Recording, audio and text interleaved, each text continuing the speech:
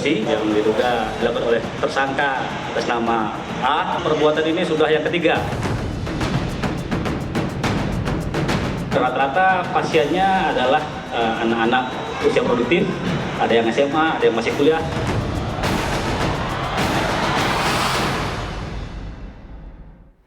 Ya, Anda masih bersama kami di Apa Kabar Indonesia Siang, pemirsa, dan kembali kita akan lanjutkan perbincangan kita mengenai adanya praktik aborsi ilegal yang terjadi di Bali dan kemudian pasiennya juga cukup banyak. Prof Iko, ini resikonya sampai kerentanannya sampai sebesar apa sih, Prof, dengan adanya aborsi ini? Ya, betul. Jadi memang sebenarnya kalau di dalam Undang-Undang Kesehatan, Undang-Undang Kesehatan Nomor 36 Tahun 2009, Peraturan Pemerintah tentang Kesehatan Reproduksi Nomor 61 Tahun 2014, kemudian Peraturan Menteri Kesehatan Nomor 3 Tahun 2016, itu disebut bahwa aborsi yang dilakukan adalah aborsi yang aman, yang sehat dan bertanggung jawab. Jadi walaupun dua pengecualian itu, ya indikasi kedaruratan medik dan korban perkosaan harus dilakukan dengan aman, sehat dan bertanggung jawab. Dan yang kedua, tidak boleh dilakukan ya dengan imbalan materi. Ya, kata-kata aman, sehat dan bertanggung jawab ini penting sekali. Kenapa? Karena yang kita jaga adalah fungsi kesehatan reproduksi perempuan.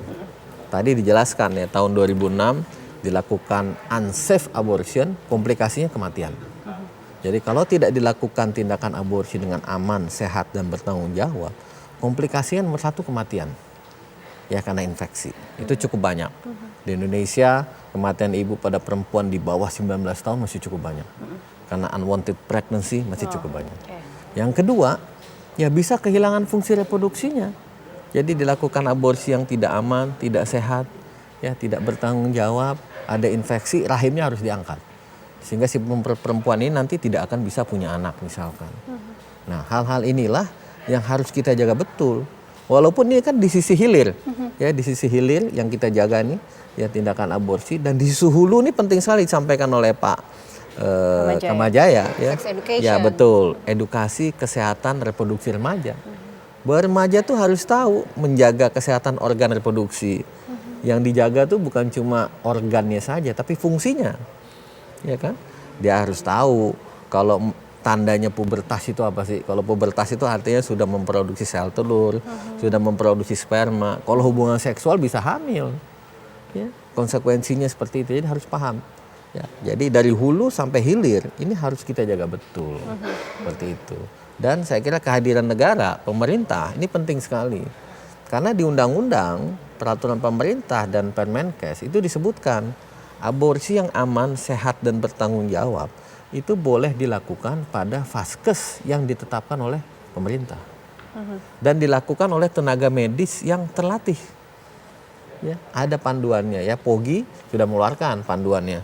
Bagaimana ada konseling, ya asuhan pra keguguran, pasca aborsi dan sebagainya. Jadi ini sebuah tindakan yang sangat komprehensif sebenarnya. Gitu.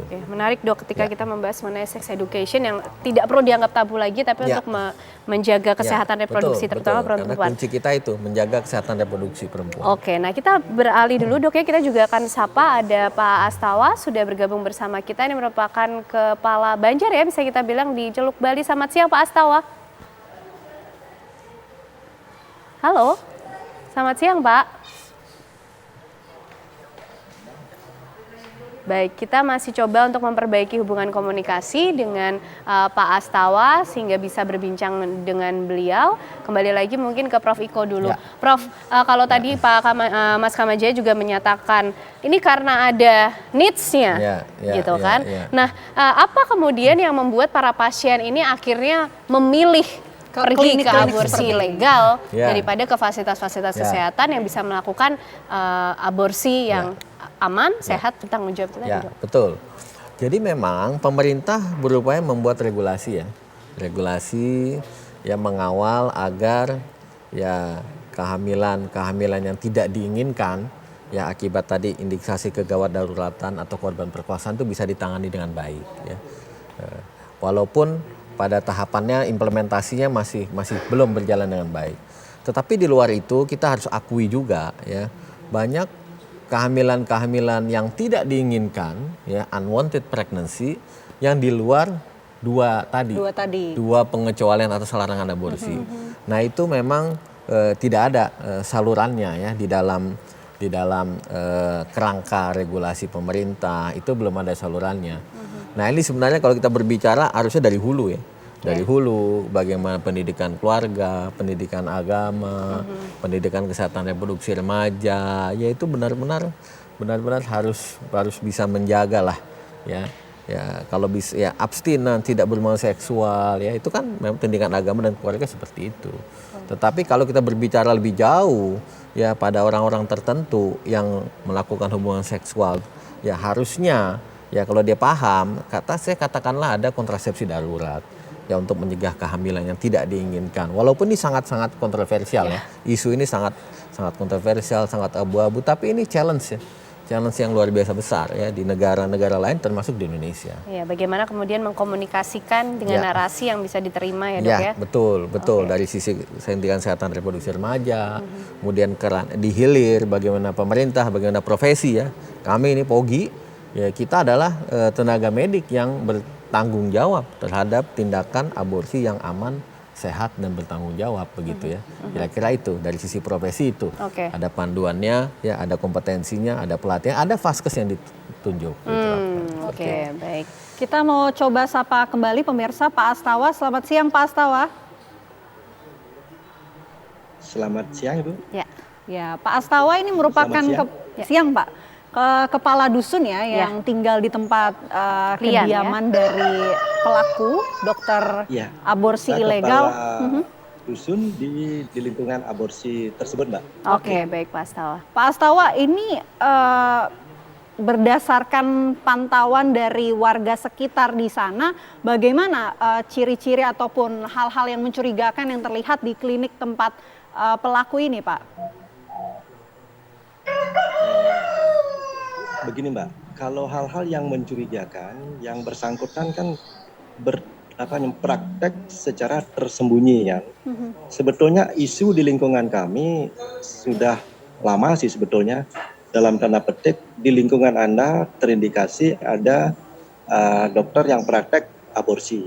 Tetapi kenyataannya mereka dokter si Ari ini tinggal di lingkungan kami itu bukan tinggal sebetulnya, dia punya rumah tidak ditempati. Tapi sebelumnya itu dikontrakan beberapa kali kepada orang lain. Setelah itu dia mungkin mampir seperlunya aja gitu Mbak.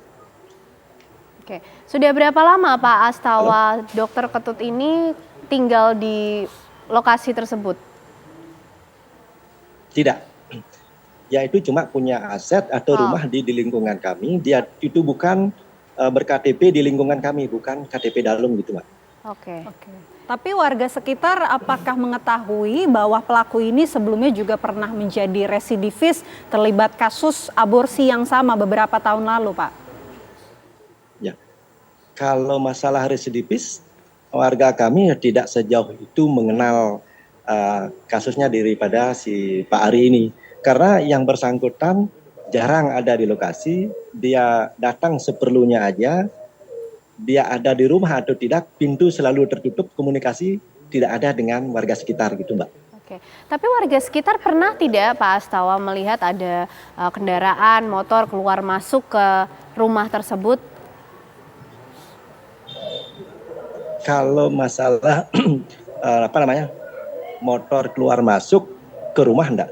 Ini ia tuh kan punya rumah, tetapi parkirnya itu sebetulnya kalau ada tamu itu di gang itu cukup luas ya, lebarnya kurang lebih 3 meter, itu cukup representatif. Tetapi untuk di dalam rumah ya tidak begitu representatif sih untuk parkir. Tetapi rumah itu selalu tertutup pintu gerbangnya gitu. Oke. Untuk di parkirannya sendiri juga warga apakah juga sering melihat adanya kendaraan-kendaraan yang terparkir di sekitar rumah tersebut Pak Astawa? Kalau sering tidak, karena ya ini kan prakteknya mungkin ya dengan perjanjian, lihat situasi lingkungan, bagaimana lingkungan sekitar. Nah, kalau catatan mereka kan residivis ya, maaf kalau residivis itu kan catatan baru bagi saya, tetapi karena dia itu sudah berpengalaman, tentu lebih ekstra hati-hatilah dia menangani kasus-kasus seperti itu gitu. Sehingga masyarakat sekitar, karena di sana adalah lingkungan pendatang, sifatnya heterogen, yang ber-KTP kami adalah sangat sedikit, yang mereka hanya sibuk dengan urusannya sendiri-sendiri, itu tidak begitu ada komunikasi yang menjuruslah tentang si hari ini gitu. Oke, baik, terima kasih Pak Igede Sucaya Astawa, klien Banjar Celuk sudah bergabung bersama kami di Apa Kabar Indonesia Siang untuk berbagi bagaimana sebenarnya aktivitas yang terjadi di sekitar rumah pelaku ya. Kita kembali ke Mas Kamajaya. Mas Kamajaya, ini menarik kita berbicara mengenai upaya-upaya dari hulu ke hilir. Ini pergeseran apa yang tengah terjadi di lingkungan kita, terutama di Bali, Mas Kamajaya, dengan adanya peristiwa ini? Oke, jadi sebetulnya masyarakat Bali ini kan mengalami perubahan sosial yang cukup drastis ya, dari masyarakat agraris menuju masyarakat industri jasa. Dan itu tentu saja membawa konsekuensi logis secara sosial, solidaritasnya menjadi cukup renggang. Ini yang saya maksud tadi, bahwa membangun kepekaan sosial di lingkungan sekitar menjadi penting, agar punya aware, kepedulian pada aktivitas-aktivitas orang-orang di sekitar kita gitu.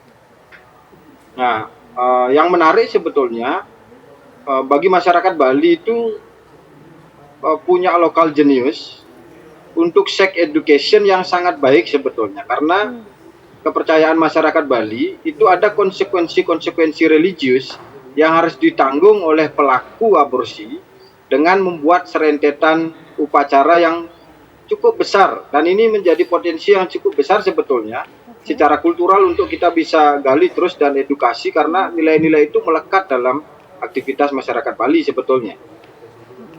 Jadi artinya cara itu bisa tepat digunakan untuk mendorong narasi-narasi yang mengedukasi bagi para remaja di sana sehingga tidak terjerumus pada pilihan aborsi legal yang tidak aman ini ya, Mas Kamajaya? Betul, secara kultural itu sebetulnya lokal jenius itu ada, masyarakat Bali punya itu, karena ada konsekuensi religius yang harus ditanggung oleh pelaku aborsi yang orang Bali ini ya, dalam konteks ini yang berkepercayaan layaknya orang Bali itu punya konsekuensi religius yang cukup besar. Ketika mereka melakukan aborsi, mereka harus melakukan serentetan upacara, karena kami percaya setiap janin, entah bentuknya darah atau sudah berbentuk janin manusia, itu adalah kehidupan yang harus dijaga gitu. Oke, Mas Kamajaya, dengan adanya peristiwa ini, apa yang kemudian perlu darurat untuk segera dibenahi secara konstruksi sosial sehingga kasus-kasus semacam ini bisa ditekan? Ya, pertama tentu saja membutuhkan kejelian aparat, penindakan yang konsisten dari hulu ke hilir tadi, kemudian buat juga ruang-ruang pengaduan masyarakat dan direspon secara cepat ketika menemukan situasi-situasi yang cukup mencurigakan, agar segera bisa ditindak. Yang ketiga adalah membangun solidaritas dan kepekaan sosial pada lingkungan sekitar itu menjadi penting. Selain soal sex education yang harusnya tidak lagi tabu di era masyarakat hari ini, seperti kata Pak Dokter tadi. Oke, baik. Baik, terima kasih Mas Kamajaya. Prof Iko juga merangkum ya, Prof, terakhir juga mungkin dari perhimpunan dengan adanya fenomena-fenomena semacam, mungkin tidak hanya di Bali ya Prof ya, banyak juga di daerah-daerah lain. Apa kemudian yang harus dibenahi Prof? Ya, saya kira yang pertama ya tadi sudah disimpulkan ya, disampaikan dari hulu itu penting sekali ya, pencegahannya dari hulu ya, edukasi tentang kesehatan reproduksi remaja ya, kemudian juga ada pendekatan kontrasepsi darurat tadi. Yang tidak kalah penting adalah pusat penanganan kekerasan seksual terhadap perempuan. Ya, bagaimana itu harus lebih dekat dengan masyarakat ya, sehingga perempuan itu harus didampingi memang, karena banyak mereka yang takut khawatir, tidak tahu harus lapor kemana, tidak tahu bahkan akan terjadi kehamilan, sehingga tahu-tahu hamilnya sudah besar dan mereka pergilah ke tempat yang tidak legal aborsinya, dan terjadilah ya komplikasi-komplikasi. Jadi ini penting sekali. Dan pengawasan ya terhadap regulasinya sudah ada ya, walaupun secara profesi, sebenarnya profesi itu Sumpah Dokter itu menghormati makhluk hidup ya, makhluk insani sejak pembuahan. Tetapi dengan ada peraturan itu ada relaksasi, kan ada 2 pengecualian yang boleh dilakukan aborsi. Jadi harus dibuat tempatnya, tenaga medisnya dan pengawasan. Ya, yang melanggar online jangan lupa itu ya, iklan kan online. Ya. Klik aja obat aborsi muncul. Nah, itu dia Prof, dijual tadi yang juga sembarangan. disinggung. Siapa yang menindak? Ya, begitu datang kepada vaskes sudah perdarahan hebat, ya kekurangan darah bisa meninggal dari tempat. Oke, berarti Saya kira ini yang akses sangat terhadap komprehensif. itu juga Ya. harus diawasi Harus secara dijaga, ketat ya. diawasi, ya tidak boleh sembarangan. Ya, banyak juga yang KW obatnya gitu ya, dan sangat berbahaya, sangat Jadi berbahaya. kita bicara tentang nyawa. Betul, Ya, Prof. Ya. betul. Terima kasih Prof. Betul. Iko atas Terima waktu kasih. penjelasannya siang Sama-sama. hari ini di Iya. Apa Kabar Indonesia Siang. Mas Kamaja juga terima kasih sudah bergabung bersama kami, sosiolog dari Universitas Udayana. Pemirsa, itu tadi perbincangan kami mengenai dokter gigi yang melakukan aborsi ilegal dari ribuan janin. Pemirsa, usai jeda Apa Kabar Indonesia Siang masih akan kembali hadir untuk Anda.